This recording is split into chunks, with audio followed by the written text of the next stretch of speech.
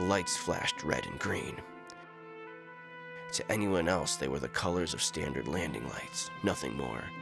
But to me, they carried memories. They carried weight. My comm system crackles to life. "Incoming starship," a voice says through the static. "This is Paradise Air Traffic Control. Your vessel has not been cleared for landing. Please activate your transponder or we will be forced to initialize our defensive systems." Paradise. The small moon in front of me is anything but. Cheerless and dark, it was perpetually damp and cold, making it an ideal destination for no one. Cold was one thing. I don't mind the cold. But cold and wet? No thanks. I lean across my cockpit and jab at the transponder until I find the button, powering it up. It beeps after a few seconds, indicating that my ship's name, registration, and port of origin are now being broadcast to anyone and everyone, making me feel exposed. Flying with it disabled has become second nature to me. Announcing your identity to anyone who wants it seems like trouble, if you ask me. In my line of work, discretion is second to nothing. I toggle my radio after confirming the transponder is announcing. "Apologies, Control," I say, keeping my voice light. "Oh," the voice at the other end says after a pause. "My apologies, sir. I didn't recognize your ship." I'm 3 systems from home, 4 from where I should be. It's not surprising he didn't recognize my ship on sight. "Not a problem," I say, my voice still light. "I'd like to land. I've got a few questions, if you can spare a moment." Technically, my jurisdiction ended in Evergreen, but Rudy isn't on Evergreen. I think he came to Paradise, so Paradise is where I am. Rudy's my navigator, or at least he was my navigator, up until about a month ago when he vanished. He disappeared. No note, nothing. It took days of crawling over every inch of his quarters to find out that he might have come to Paradise. Whether he came here of his own volition or under duress, I couldn't tell. "Is this a routine visit?" the speaker asks. I'm a detective. Nothing I do is routine. "Yes," I say anyway. "Just a routine visit." "Landing Bay 25, the voice says. "I'll have the dockmaster meet you there." 25 confirmed, I say before cutting the connection. I adjust my course, letting my rocket ship drift towards the set of red and green lights that have started flashing more rapidly. Landing Bay 25. The rocket ship shudders as I enter the moon's thin atmosphere. My console beeps, alerting me that the air, well, thin, is breathable. It's information I don't need. I've been here before. In fact, I've been here many times. Although, if I'm being honest, my previous approaches were never this rocky when Rudy had been navigating. My gaze slides to the navigator station and the empty seat. I shake my head clear and return my attention to flying. I pull back on the throttle as my ship slides into place above the landing pad. I toggle the landing camera to double-check my positioning. The landing pad appears on my console. A large painted 25 appears on the screen, a white ring around it making it look like an enormous calendar with the date circled. With care, I lower the ship onto the pad. It's not quite a textbook landing, but it's close enough. Rudy would have done better. I look over the system readout to keep from glancing at the empty navigator seat while I power things down. For the most part, all my systems look fine. The engines are running a touch hot, but they're probably just grumpy about the damp air. I can relate. Already my windshield is starting to fog up. My navigation database is out of date. That's not surprising. I never remember to update it. Rudy always handled that. A blinking icon on my console, a small image of a map, winks at me, letting me know the station has an update that will bring my nav system up to date. I dismiss the alert before finishing my power down sequences. I pull out my list. It's a small black book filled with names of people I'm supposed to find. It'd be nice if anyone from my cases were here. It'd be nice to mix business with my personal business, but no one I'm tracking is on Paradise. I check the list twice, just to make sure. No dice. Movement outside my windshield catches my eye. It's the dockmaster. I give him a thumbs up as I slip the small book into a pocket, then unbuckle my crash webbing before pushing myself from my chair. Waiting for the boarding ramp to lower, I watch the red and white stripes transform into steps as it cycles open. I walk down the steps, ducking under the sleek, candy apple red hull, towards the dockmaster standing at the edge of the circle. Ships of various size surround me. A silver needle-nosed ship squats on its landing struts to my right. A tacky flying saucer style painted green and black is on my left. The kid waiting at the edge of the circle is excited. Way too excited to be working a spaceport, especially one this small. Especially one on Paradise. He's eager in a way that says he hasn't spent enough time in the real world. He hasn't lived long enough for reality to let him know there's nothing out there to get that excited about. Upon seeing me, the kid's eyes grow wide, comically so. "It's you?" he asks, all but falling over himself. "It's really you?" My line of work comes with a degree of notoriety. I get it, but at the end of the day, I'm just a man doing a job. And the fanfare, well, it gets old. It tends to make my job more difficult. "We've met before," the man says, his hand on his chest. "Chet, but you probably don't remember me." I remember him. Everyone assumes I won't remember their face, but in my line of work, it pays to remember everyone. The last time I saw him, he was sporting an awful mustache. "Nice to see you again, Chet," I say. "Got tired of the mustache?" His eyes light up, then fall. "My wife thought it looked bad," Chet says. I agree, but say nothing. "Anyway, welcome back to Paradise," Chet says, extending a hand to me. "Would you like the full service for your rocket ship?" I reach inside my jacket and pull out my cigarette case, trying not to think about the engraving on its cover. I open it, offering it to Chet. By his reaction, you'd have thought I was about to shoot him. "Sir," the kid says, staggering away, his hands held out in front of him. "You can't smoke here. There's rocket fuel everywhere." "Peppermint," I say, still holding the case up to him. A neat row of red and white striped candies lay in the case like soldiers standing at attention. "Oh," the man says, blood returning to his face. "Thank you. No." I shrug as I slide one of the sticks from the case and into my mouth before returning it to my pocket. We can offer you a wide variety of ship services," he says, trying to pick up where he had left off. "The full service is our most—" "How old are you?" I ask. 19, he says. 19. And married. Not only that, but married long enough to grow and regret a mustache. I was running down perps while he was still filling his diapers. "Our most popular service is the full—" "I'm looking for someone," I say, working the candy around my mouth with my teeth.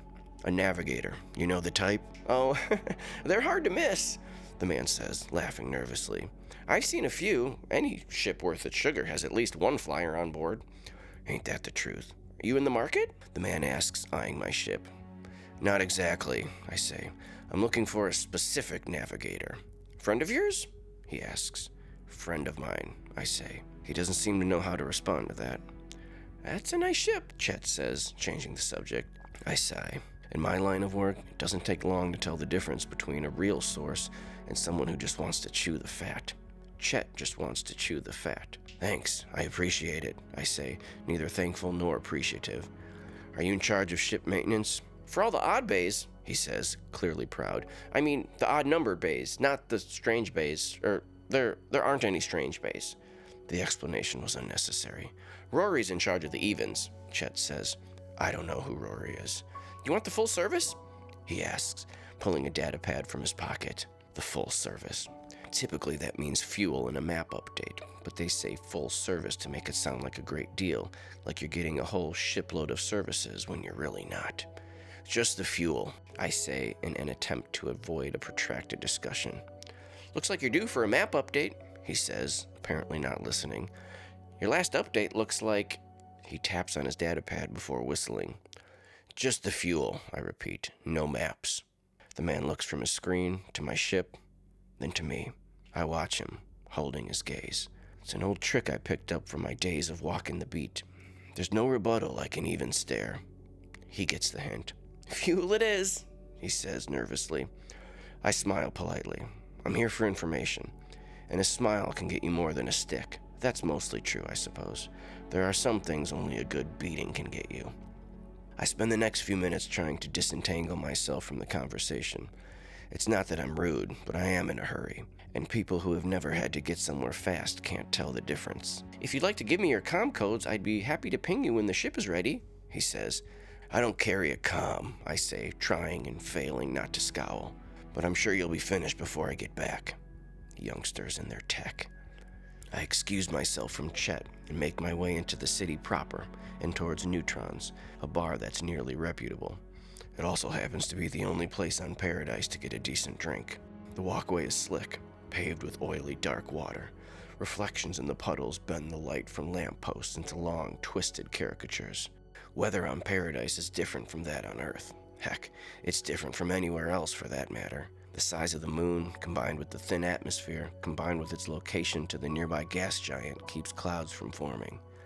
I'm not a scientist, so I don't know how it all works. All I know is that the water doesn't evaporate here. Instead, it soaks into the crust where its hot core turns it back into fog. Then, as gravity from the gas giant tugs at Paradise's core, it leaches the fog trapped in the crust. It works much like the tidal system on Earth, but instead of water, it's fog. At regular intervals, the fog gets forced out, creating high and low periods of dense fog, but the fog never fully dissipates. Even at times of low fog, a damp cloud hangs about, covering the city in cold dampness. I look around at the gloomy city. It's low fog by the looks of it. Streetlights perched atop lampposts glowing ominously. Slow, meandering cars hover down the street. Their headlights cast narrow cones of light as they squint ahead into the fog. Hunched pedestrians walk down the streets, their arms folded across their chests, as if shirt collars and cuffs were especially vulnerable to the fog. Buildings comprised of brick and moisture so slick it makes me wonder how the builders ever got the mortar to set. I step into the fog, feeling it swirl around me, and I resist the urge to hunch. I continue down the street. Ahead, Neutron's glowing red sign fades into view. At first, it's nothing more than a vague red glow that gradually fades into corporeal letters as I near the building. I make my way towards the entrance and the building's revolving doors. They rotate on their own, an unending spin that seems to speak of its clientele. The door rotates around me before opening up to Neutron's interior, dark from lack of light and hazy from the smoke that mirrors the fog outside. Stained carpet that might have been gold when it was young stretches out across the floor, rippled like a wrinkled sheet. Dark tables flanked by booths half-heartedly trying to be crimson line the three walls. Small pendant lights dangle above the tables, flickering and casting yellow light, revealing hands clutching drinks. I turn my attention to the long bar that runs along the far wall, an angle towards an empty stool. It's not difficult to find one. All but two of them are empty. Seated at the bar in the center, directly under one of the more functioning lights, is a woman.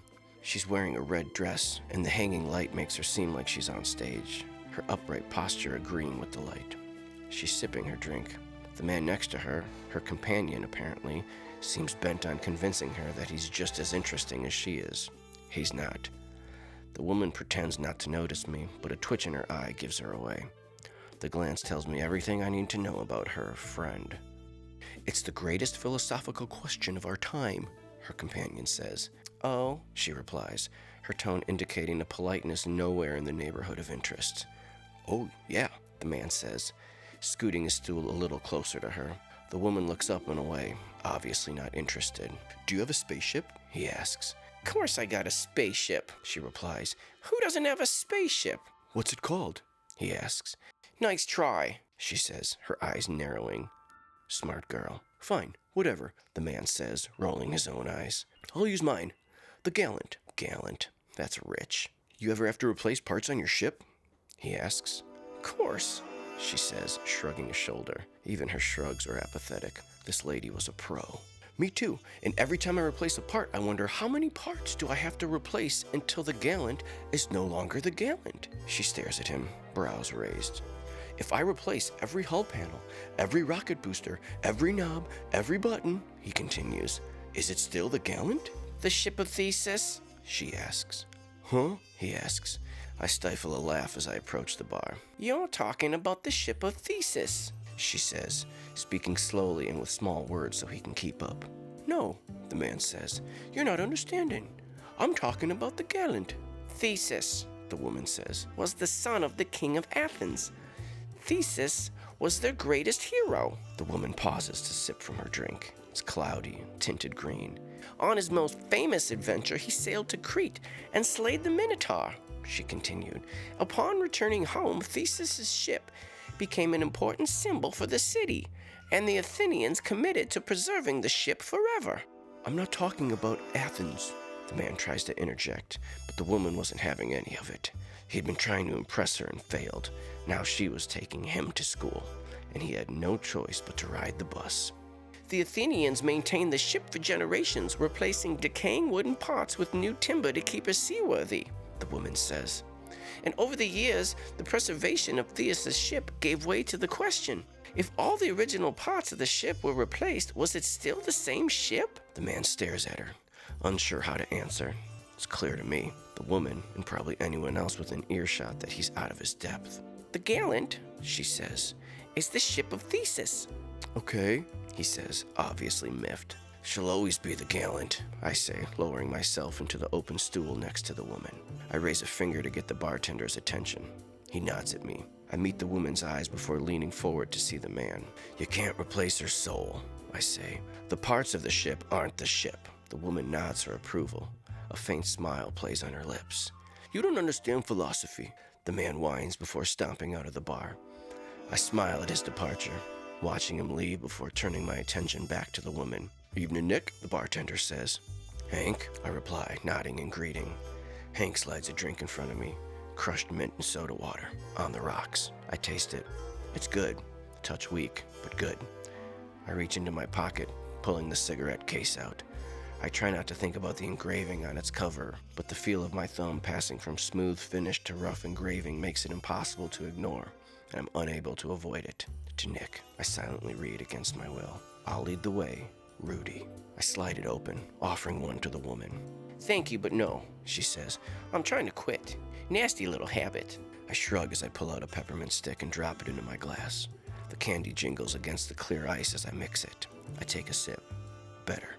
I return the glass to the bar, making sure, for some reason, to set it on the same wet ring. He's not here, Nicky, the woman says. I don't reply. Instead, I stare down at the glass. Small drops of condensation begin to bead on its outside. You can frown at that drink all you want, she says. It won't change the fact. When did he leave? I ask. He's not here, she says. I look up at her. He's not here, she says in a clipped tone. I didn't ask if he was here, I say. I asked when he left. I don't know, she says with one of those one-armed shrugs.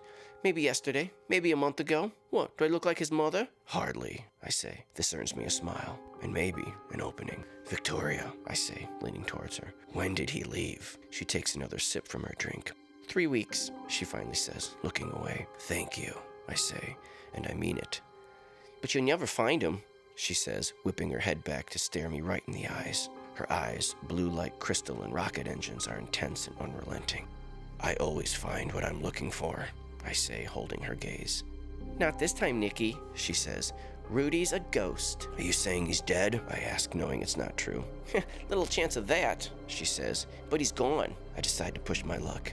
At least tell me why you came here, I say. Why paradise? Why not, she says, another shrug. Paradise is as good a place as any, she says. Lots of people live here. Lies, I say. Paradise is a dump. You know it, I know it. Heck, even Hank knows it. Hank nods in assent, not looking up from polishing his glass. I lean in closer to Victoria. Why paradise? I repeat. Because when you're running away, you need to go somewhere, Victoria says. And anywhere is better than where you're running from, even if it's paradise. I exhale slowly. So that was it. Rudy was running away. He hadn't been kidnapped. He hadn't gotten a better offer from another crew. No, he was running away from something bad. He was running away from me. The news hit me like an atomic blast. I try to keep the realization away from my face, but I'm afraid Victoria knows me too well. Oh, Victoria says, reading the expression on my face. Oh, Nicky, you didn't know? No, I say, shaking my head. I had no idea. You saw what those other navigators did to him, she says. They were cruel. The games? He never played their games, I say. They never let him, Victoria says. They hated him. I knew they were jealous, I say. You know how good he is, but I didn't think it was as bad as all that. Well, Victoria says, taking another sip from her drink. Now you know. I need to find him, I say. Now more than ever. Victoria, I need to know where he went. Nicky, Victoria says, frowning at me. We've got history. You know it.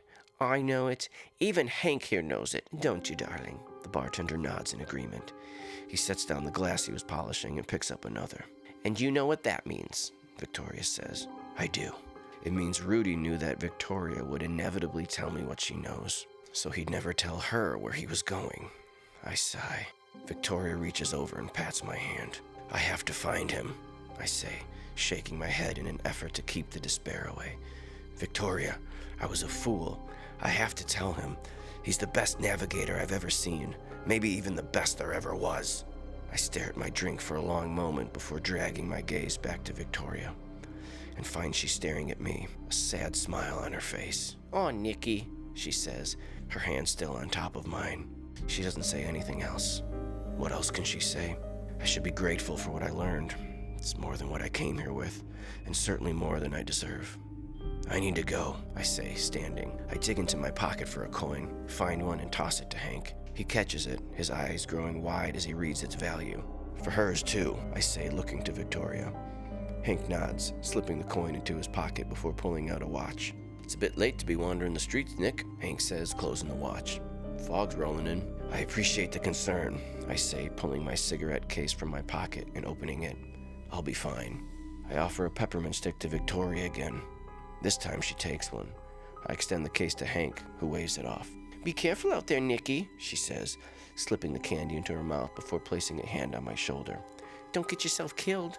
"Would it break your heart?" I ask. "Hardly," she says with a wink. Then she adds, "It would destroy me." "So you do care," I say, forcing a smile. "Always, Nicky," she says, "and forever." If only we had that kind of time. I leave my drink unfinished. There's too much to do, too much to make right. I have no time and even fewer clues, but I know why Rudy left. He was running away, and with that knowledge came a pain deeper than I thought possible. With a nod, I put on my hat, touch the brim, and make my way towards the door. The doors, ever vigilant in their spinning, deposit me into the streets. Hank was right. The high fog is setting in. Smoky vapors flow out from cracks in the street, from sewer caps, and from everything else exposed to the ground. Like steam hissing from a teapot, billows of fog roll through the streets, swirling into thick, pale clouds. The clouds blend into a single mass of haze that covers everything. Visibility is a joke, but I've been to paradise enough times to know my way back to the spaceport. And even if I hadn't, my sense of direction is not affected by fog. Victoria's words rattle through my brain like a gong. Rudy wasn't going somewhere. He was leaving. And the only clues I could find brought me here. I had nothing else to go on. I'm out of options, but I can't give up, and I'm unable to think of a worse combination. I replay our conversation over and over again as I walk through the fog, but it doesn't take long for my mind to shift from Victoria to the footsteps following me. The best way to tail someone is to match your stride to theirs. That way, your steps don't make any more noise than the guy you're following. The thing is, it only works if you're tailing someone who doesn't know the game. And I know the game. That's why I never walk in a set pattern. Instead, I stagger my steps, making it almost impossible to match my stride. His steps sound nervous, like he's been psyching himself up to do this. And he is a he. His footfalls are too heavy. They sound more like a pair of stakes slapping against the ground than the dainty clacking of a woman's heel points. I'd pin him at 90, maybe 100 kilos tops. He thinks he's matching my stride, but he's nowhere close. By the sound of things, he'll make us move in another few steps. I let my gait drift, carrying me alongside one of the lampposts. In one fluid motion, I pluck one of the siren tags from under my jacket attached to a magnet strip sewn on the inside of it. The tags are loud, festive things, perfect for this situation. I touch one end of the round circular tag to the metal frame of the post, timing my own footfalls to mask the sound of the magnet snapping against the metal post. I twist the tag, unscrewing the top, the trigger, from the bottom before taking a few more steps, waiting for him to make his move. "Hey, pal," a nervous voice says. "I'm gonna need you to slowly turn around." I oblige, turning to face him. In the same moment, I press the button in my hand. The siren tag begins to flash, strobing red and green lights into the fog, along with a blaring air horn sound. The man flinches and spins around to look for the source of the noise. When he turns back to me, he's face to face with my Colt M1 911, Candy. "You seem lost, friend," I say, aiming the pistol at his chest. He gasps. It's really you? He says, apparently more surprised to see me than my weapon. Who are you expecting? The Tooth Fairy? I say, pulling the hammer back with my thumb. She steers clear of paradise. Something about wings and fog. They don't mix. I've been looking for you, the man says. Obviously, I say. And what's more obvious is how terrible you are at this. His hands begin to lower. Ah, I say, motioning with candy for him to keep them raised. His hands raise again. I have information, he says. Everyone has information, I say. Most of it is worthless. Not mine, the man insists. I hear you're looking for someone. I'm a private eye, I say. I'm always looking for someone. But this is different, he says. It's personal. You're looking for a navigator. You're looking for a friend. Now he has my attention. May I lower my hands? He asks. I know he's not going to make a move. He's not the type. But I've been keeping Candy trained on him just to make sure he realizes it too. I nod before sliding my gun back into its holster. He lowers his arms, visibly relieved. I tap twice on the siren's tag button. In response, the half still clinging to the side of the lamppost pops free and flies towards me. I hold the button out and it snaps back together. I give them a twist before returning it to the mag strip inside my jacket. How'd you do that? The man asks, his fear seemingly wiped out by a moment of theatrics. You said you had information, I say, wanting to get this conversation over with so I can get back to my ship. Yes, he says, clearing his throat. I know where he went, the man says. Who? I ask.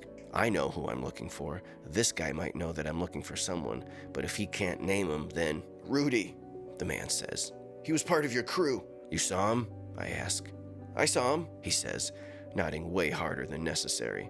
You do realize how this looks, don't you? I say. You show up out of the fog with the exact information I'm looking for? I shake my head. It's too good to be true, I say. I saw him, he says. I heard him talking about you. Where? I ask. Neutrons, he says. So I waited. I waited for you to show up.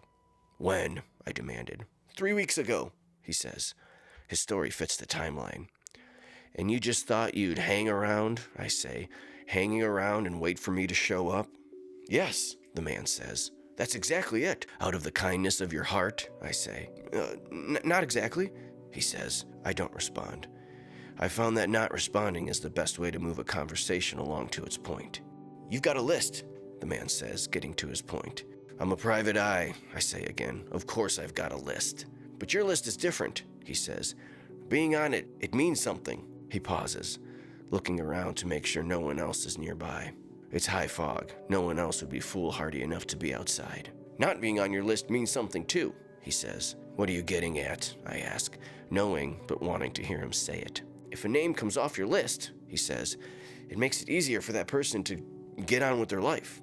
Crime is crime, I say. I'm just a guy with a list who flies around. Don't sell yourself short, Mr. Claus, the man says. Your list holds more sway than you're admitting. He was right.